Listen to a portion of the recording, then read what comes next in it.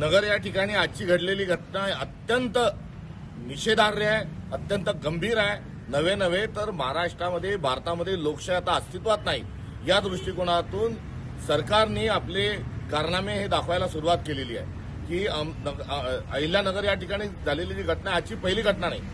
यापूर्वी दोनदा वेगवेगळ्या वेळेला काँग्रेसकडून उभ्या राहणाऱ्या 2 नगरसेवक पदाच्या उमेदवारांना रात्री अटक केलं जातं, त्यांना कस्टडीत टाकलं जातं, त्यांना मारहाण केल्या जाते आणि मध्यरात्री त्यांना पोलिसच त्यांच्या गाडीत बसवून हे एकदा माजी खासदार सुजय विखे पाटलांकडे घेऊन जातात, एक वेळेला राधाकृष्ण विखे पाटीलकडे घेऊन जातात आणि त्या ठिकाणी दमदाटी केल्या जाते.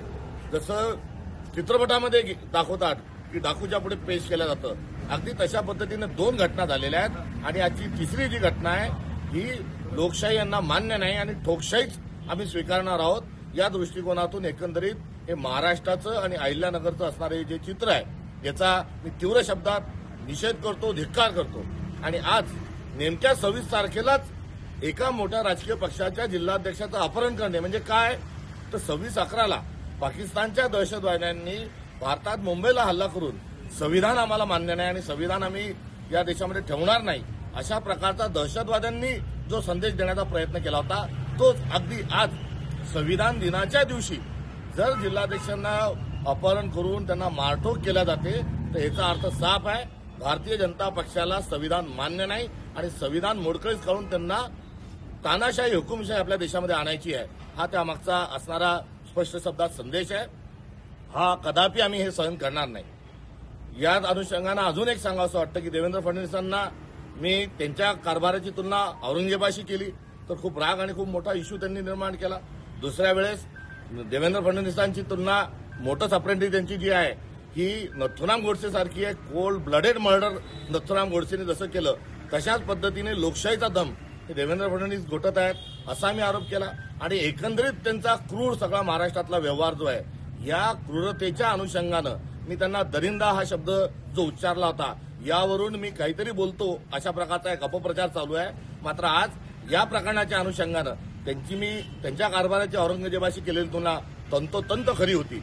त्यांची मोटर्स अप्रेंटिस नथुराम गोडसे सारखी कोल्ड ब्लडेड आहे हेही अधोरेखित झालं तर किती भारतीय जनता पक्ष आणि पर्यायाने मुख्यमंत्री, गृहमंत्री देवेंद्र फडणवीस दरिंदे आहेत की आजच्या घटनेतून हे सिद्ध झालेलं आहे. सकाळी मॉर्निंग वॉकला गेलेल्या माणसाला तुम्ही रस्त्यावर उचलता, कुठे नेऊन ठेवलाय माझा महाराष्ट्र.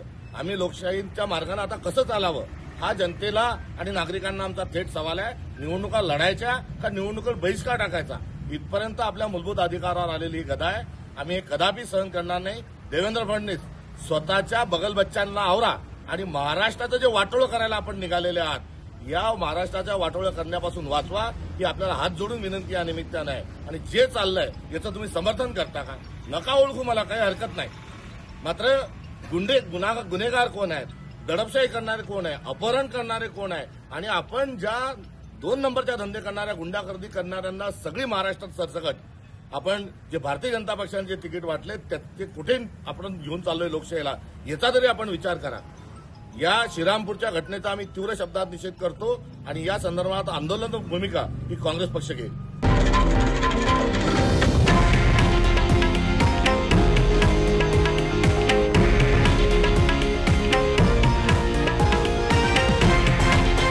हे आहे देशातील नंबर 1 न्यूज नेटवर्क आणि आपण पाहत आहात TV9 मराठी, एकमेव.